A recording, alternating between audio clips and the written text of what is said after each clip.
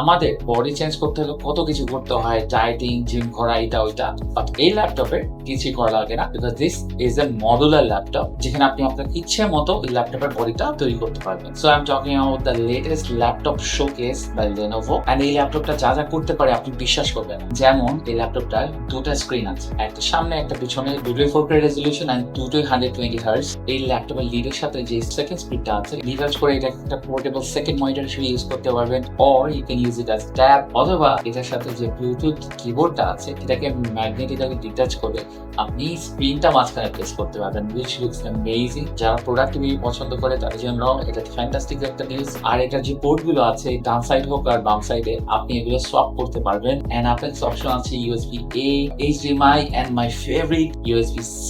So না বলেই নয়, অনেকের কাছে এটাই এখন ড্রিম ল্যাপটপ হয়ে যাবে। সো আপনি নির্দ্বিধায় বলতে পারেন এই ল্যাপটপটা ডেস্কটপ থেকে একদমই পিছিয়ে।